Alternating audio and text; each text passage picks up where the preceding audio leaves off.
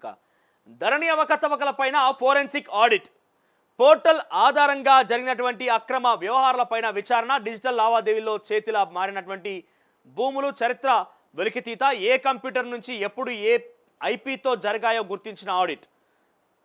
ఇక విధానాలపైన కసరత్తు, త్వరలో సంస్థకు విచారణ బాధ్యత అప్పగింత. డిజిటల్ లావాదేవీల రూపంలో ధరణి పోర్టల్లో విలువైనటువంటి భూములు యాజమాన్య హక్కుల మార్పిడిలో జరిగినటువంటి అక్రమాలను తేల్చేందుకు రాష్ట్ర ప్రభుత్వం త్వరలో ఫోరెన్సిక్ ఆడిట్ విచారణ సిద్ధమవుతోంది.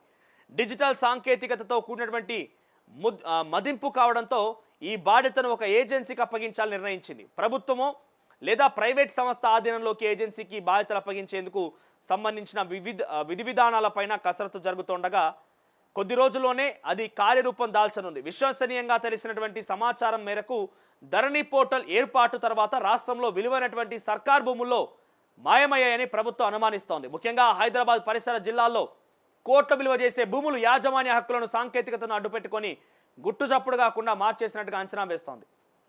మనం చూసినాం కదా, మొన్న సిరిసిల్లలో కూడా ఈ రకంగానే జరిగింది. ఇష్టానుసారంగా ధరణి రావడంతో మొత్తం భూములంతా బీఆర్ఎస్ పార్టీ నాయకులకు కార్యకర్తల పేర్ల మీద మారిపోయినాయి. అమోయ్ కుమార్ వచ్చిన తర్వాత శంకర్పల్లి అనే ఒక ప్రాంతం ఉంటుంది, శంకర్ హిల్స్ అనే ఒక ప్రాంతంలో, శంకర్ హిల్స్ దగ్గర ఆ ల్యాండ్ మొత్తం చిన్న సన్నకారు మధ్యతరగతి కుటుంబాలంతా ఎప్పుడో జమాన్ల చాలా జమాన్ల వాళ్ళంతా కూడా భూములు కొనుగోలు చేసి పెట్టుకుంటే ఆ వాటిని కాస్త కొంతమంది ముఖ్య నాయకుల పేరిట మార్చేసినట్టు అమోయ్ కుమార్ ధరణి వచ్చిన తర్వాత ఆ రైతులు కాస్త ఫ్లాట్ల రూపంలో చేసి అప్పుడు వెంచర్లు ఏర్పాటు చేసి ఆ వెంచర్లని ఈ సామాన్య కుటుంబాలు మొత్తం కూడా ఇల్లు కట్టుకోవడం కోసం ఎప్పుడో రిటైర్డ్ అయిన తర్వాత కట్టుకుంటాం కదా, ఈఎంఐ కట్టుకోవచ్చు కదా, లోన్లు తీసుకొని ఆ భూములు తీసుకొని ఆ భూములు కొనుగోలు చేసి ఇప్పుడు ఇల్లు కట్టుకుందాం అని పోతే ఆడికి పోయి చూస్తే ఎవరో మొత్తం సాఫ్ సీదా అసలు కనీసం ఆనవాళ్ళు లేకుండా చేసేసారు.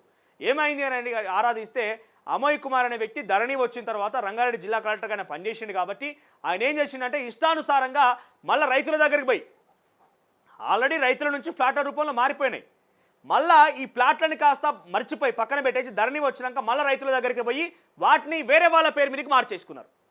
మళ్ళీ ఎకరాల్లో ఉండిపోయినాయి, వేరే వాళ్ళ పేర్ల మీద మారిపోయినాయి. ఎవరెవరు వాళ్ళ పేర్ల మీదకి ఏం కథ అనేది ఈడీ విచారించింది. దాంట్లో ముఖ్యంగా ఈ మాజీ మంత్రులు అయినటువంటి ఎర్రబెల్లి దయాకర్ రావు పేరు, కేటీఆర్ పేరు, ఈ షంబిపూర్ రాజు పేరు, వీళ్ళ పేర్లు ప్రస్తావనకు వచ్చినాయి. ఆ మధ్యలో మనం చూసినాం కొన్ని వార్తల్లో కూడా వాళ్ళ పేర్లు చక్కరగొట్టినాయి. సో వీళ్ళ పేర్ల మీదకి మొత్తం భూములు వారిపోయినాయి. అట్లనే ఏమైపోయినాయి, ధరణికి సంబంధించి అనేక సమస్యలు ఇట్లా ఉన్నాయి కాబట్టి వాటి విషయంలో ఒక ఫోరెన్సిక్ ఆడిట్ వేయబోతున్నట్టు రాష్ట్ర ప్రభుత్వం ఫోరెన్సిక్ ఆడిట్ వేయబోతుందట. సో రెవెన్యూ సేవల కార్యక్రమాల వేళలో జరగాల్సి ఉండగా కొన్ని రకాల లావాదేవీలు మాత్రం అర్ధరాత్రి సమయంలో కూడా జరిగినాయి. టైమింగ్ ఉంటుంది, ఓ టైమింగ్ పద్ధతి పాడు అనేది ఉంటుంది. కానీ మనం చూసిన గతంలో కూడా ఎప్పుడు ఈ మల్లారెడ్డికి సంబంధించిన అంశంలో కొంతమంది ఎస్టీ గిరిజనులు ఎస్టీలు ఈ మేడ్చల్ ప్రాంతంలోనే కొంతమంది మల్లారెడ్డి తమ పేరు మీద ఉన్నటువంటి ఆ భూములని తన పేరుకు మార్చుకున్నారు, తనకు అన్యోన్యుల పేర్లకు మార్చుకున్నారని గతంలో ఒక కేసు నమోదైంది మల్లారెడ్డి పైన. సో అప్పుడు ఏం జరిగింది, ఏంటి కీలకంగా అంటే అర్ధరాత్రి వేళలో ఈ యొక్క ట్రాన్సాక్షన్ జరిగింది. అర్ధరాత్రి సమయంలో ఈ లావాదేవీలు జరిగినాయి, ట్రాన్సాక్షన్స్ జరిగినాయి, రిజిస్ట్రేషన్లు జరిగినాయి. రాత్రికి రాత్రి రిజిస్ట్రేషన్లు అయిపోతాయి, ఎట్లా అయిపోతాయి? ఇగో దీంట్లో అవకతవకల కారణంగా అధికార పార్టీ కొమ్ముగాసి కొంతమంది నాయకులు కొంతమంది అధికారులు రకంగా పాల్పడరు కాబట్టి. సో అర్ధరాత్రి సమయంలో జరిగినటువంటి ఈ అనుమానిస్తున్నారు సాంకేతికతలో లొసుగులను ఆసరగా చేసుకున్న ఈ డిజిటల్ లావాదేవీలు పూర్తి చేసినట్టుగా భావిస్తున్నారు. మీ సేవా కేంద్రాల్లో రైతు స్లాట్ నమోదు చేసుకుంటే తహసీల్దార్ రిజిస్ట్రేషన్కు సమయం ఇస్తారు. ఆ సమయంలో భూ క్రయ విక్రయందారులు హాజరైతే వారి వద్ద ఉన్న పాస్ పుస్తకం, మొబైల్ నెంబర్, ఆధార్ నెంబర్, సాక్షుల సంతకాల లావాదేవీ పూర్తి చేయాల్సి ఉంటుంది. ఆ వెంటనే క్రయ విక్రయదారుల పాస్ పుస్తకాల్లోని విస్తీర్ణాల్లో మార్పులు చోటు చేసుకుంటాయి. ఇదంతా పోర్టల్లోని సాంకేతిక ఆధారితంగా పూర్తవుతుంది. జనరల్గా ఒక వ్యక్తి భూమి అమ్మాలనుకుంటే ఆ అమ్మే వ్యక్తి వెళ్ళే వ్యక్తికి సంబంధించి వీళ్ళు మీ సేవల దగ్గర రిజిస్ట్రేషన్ కోసం ఒక స్లాట్ బుక్ చేసుకుంటే ఆ స్లాట్ సమయానికి వెళ్ళి అక్కడ ఈ లావాదేవీలు ట్రాన్సాక్షన్ చేసుకోవాలి. ఇది యాజ్ పర్ రూల్. కానీ ఏం జరుగుతున్నది, కానీ రెవెన్యూ కార్యాలయ వెలుపల ఇతర ప్రాంతాల్లో కొన్ని భూముల హక్కుల మార్పిడికి జరిగిందన్న ప్రభుత్వ వర్గాలు అనుమానిస్తున్నాయి. రెవెన్యూ కార్యాలయంలో కాదు, ప్రైవేట్ స్థలాలలో కూడా రిజిస్ట్రేషన్లు జరిగినాయి.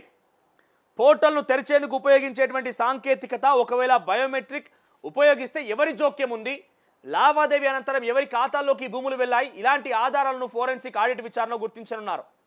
సో ఇటువంటివి గుర్తిస్తే కొన్ని వేల ఎకరాల భూమి బయటపడుతుంది, కొన్ని వేల ఎకరాల భూమి. ఇక్కడ ఒక అధికారి ఏం చెప్పినట్ట అంటే అక్రమాలను గుర్తించాక కారకులపైన క్రిమినల్ కేసులతో పాటుగా చట్టపరమైనటువంటి చర్యలు తీసుకునే అవకాశం ఉందని రెవెన్యూ శాఖకు సంబంధించిన ఒక ముఖ్య అధికారి ఈనాడుకు తెలిపారట. సో ఏదేమైనా కూడా ఈ రకంగా ఫారెన్సిక్ ఆడిట్ చేస్తే రాత్రికి రాత్రే ట్రాన్సాక్షన్ జరిగి రాత్రి రిజిస్ట్రేషన్ అయినటువంటి భూములు కొన్ని వేల ఎకరాలు లక్షల రకమైన కూడా ఆశ్చర్యపోవాల్సిన పనిలే. ముఖ్యంగా ఈ మల్లారెడ్డి లేకపోతే ఎర్రబెల్లి దయాకర్ రావు ఇలాంటి వ్యక్తులు ఎవరైతే ఉన్నారో భూదానికి సంబంధించిన భూములు కానీ లేకపోతే ఇతర గిరిజనులకు సంబంధించిన భూములు కానీ ఎవరైతే లావాదేవీల ద్వారా వాళ్ళ పేరుకి మార్చుకున్నారో వీళ్ళందరి బండారం బయటపడుతుంది. మాజీ మంత్రులు ఎమ్మెల్యేల బండారం మొత్తం బయటపడుతుంది. రాత్రి రిజిస్ట్రేషన్లు మనం బేసిక్గా ఒక ల్యాండ్ రిజిస్ట్రేషన్ చేసుకోవాలంటే ఎక్కడికి పోతాం? రెవెన్యూ ఆఫీస్కి పోతాం. కానీ ఇక్కడ ఒక అధికారి లేకపోతే ఒక మాజీ మంత్రి లేకపోతే ఎమ్మెల్యే ఎవరైనా కూడా ఇప్పుడు ఉన్న వాళ్ళు బీఆర్ఎస్ పార్టీ వాళ్ళు ఉంటే గతంలో 10 ఏళ్ళు ఎట్లా ఉండే అంటే ధరణి వచ్చిన తర్వాత వీళ్ళు పుష్కరం ఒక ల్యాండ్ కొన్నారు లేకపోతే ల్యాండ్ ఒక కబ్జా పెట్టి వీళ్ళ పేరు మార్చుకోవాలనుకుంటే రాత్రి రెవెన్యూ ఆఫీస్ మొత్తం వీళ్ళ ఇంటికి వస్తుంది. వీళ్ళ ఆఫీస్ కోడ్ కాదు, ఆఫీసే వీళ్ళ ఇంటికి వస్తుంది. అటువంటి సంఘటనలు అనేకంగా ఉన్నాయి. చాలా సామాన్య మధ్యతరగతి కుటుంబాలకు సంబంధించిన ఎమ్మెల్యేలు మేము తినడానికి తిండి లేదు, నడపడానికి బండి లేదు, వేసుకోవడానికి బట్టలు లేవని చెప్పినటువంటి ఎమ్మెల్యేలు కాస్త ఈ రోజుల్లో ఈ రేంజ్ రోవర్లు ల్యాండ్ రోవర్లు పెద్ద కార్ల స్థాయికి ఎలా వచ్చిరారంటే ఇంకో గిదే దందా. వీళ్ళ పెట్టుబడి మొత్తం ఎక్కడున్నాయా అంటే ఇగో అయితేనేమో ఇతర రాష్ట్రాలలో ఉన్నాయి. ఒక ఎమ్మెల్యేకి సంబంధించి ఆధారాలు సేకరిస్తున్నాం. ఒక మాజీ ఎమ్మెల్యే, ఆయన పేరెందుకులే కానీ ఒక ఏమంటారు సింగరేణి ప్రాంతానికి సంబంధించి ఒక మాజీ ఎమ్మెల్యే. ఈ 13 నియోజకవర్గాలు ఏదైతే సింగరేణి ప్రాంతాలు ఉన్నాయో అక్కడ ఏదో ఒక నియోజకవర్గం అనుకోవచ్చు మీరు. ఆ మాజీ ఎమ్మెల్యే ఏం చేసినట్టు అంటే తమిళనాడులో బార్ అండ్ రెస్టారెంట్ ఉంటాయంటే మరి ఆయన ఏం చెప్పిండు, నాకు పోవడానికి బండి లేదు, వేసుకోవడానికి బట్టలు లేవు, తినడానికి తిండి లేదు, సామాన్య కుటుంబం నుంచి వచ్చినోని మీ దగ్గర మెదిలినోని మీ కళ్ళ ముందు తిరిగినోని నన్ను గెలిపించండి అని చెప్తే పాపం జనం అంతా కలిసి ఒకసారి గెలిపించారు ఆయనని. ఆయన కాస్త తమిళనాడులో రాష్ట్రంలో చెన్నైలో బార్ అండ్ రెస్టారెంట్ ఉన్నాయట, కొడుకు పేరు మీద ఉన్నాయట అవన్నీ. మరి నీకు తినడానికి తిండి లేదు, తాగడానికి నీళ్లు లేవు, వేసుకోవడానికి బట్ట లేదు, తినడానికి బండి లేదన్నప్పుడు గింత పెద్ద ఆస్తులు ఎట్లా వచ్చినాయి? ఇగో దందాలు మొత్తం ఇవి. అయితేనేమో ఇతర రాష్ట్రాల పెట్టుబడులు పెట్టాలి, లేకపోతే భూముల మీద పెట్టుబడులు పెట్టి అడ్డగోలుగా తమ అన్యోన్యుల బంధువుల పేరిట ఈ రకంగా భూములు మొత్తం బదలాయించుకోవాలి. సో వెంటనే నిజంగానే ఈ ఫారెన్సిక్ ఆడిట్ పేరిట కేవలం కాలక్షేపం చేస్తుంటే రాష్ట్ర ప్రభుత్వం ఊరుకునే ప్రసక్తి లేదు. కానీ నిజంగానే వీళ్ళకి చిత్తశుద్ధి ఉంటే ఏదో కాలక్షేపం చేస్తామనుకుంటే ఇదంతా వేస్టే. ఈ ఫారెన్సిక్ ఆడిట్ ఇవన్నీ వేస్టే. కాలక్షేపం కాకుండా నిజంగానే బయట పెడతామనుకుంటే మీరు కనుక బయట పెట్టాల్సి వస్తే కొన్ని లక్షల ఎకరాలు బయటపడతాయి. ఇట్లా రాత్రి రిజిస్ట్రేషన్లు జరిగినాయి, ఎవరికి చెల్లించకుండా కబ్జాలు చేసినాయి, ప్రభుత్వ భూములు కబ్జాకు గురైనవన్నీ కూడా రాత్రి చేసినాయి, కొన్ని లక్షల ఎకరాలు బయటపడతాయి. ఆ ఫారెన్సిక్ ఆడిట్ అంటే ఏంటిదంటే ఏదైనా సంస్థకు సంబంధించిన లావాదేవీల్లో మోసాలు, స్వార్థపూరిత ప్రయోజనాలకు అనుగుణంగా చేసుకున్న మార్పులకు సంబంధించిన సాక్ష్యాలను గుర్తించడమే ఫారెన్సిక్ ఆడిట్ ప్రధాన ఉద్దేశం. డిజిటల్ లావాదేవీలకు సంబంధించి నిపుణులైన ఆడిటర్ల మదింపు చేస్తారు. న్యాయపరమైనటువంటి చర్యలు చేపట్టేందుకు వీలుగా అక్రమాలను గుర్తించి నమోదు చేస్తారు. టెక్నికల్ సాఫ్ట్వేర్ ఆధారితంగా జరిగినటువంటి మోసాలను గుర్తించి ఆధారాలు వెలికితీస్తారట. సుధా మరి ఎంతవరకు ముందు పడుతుంది?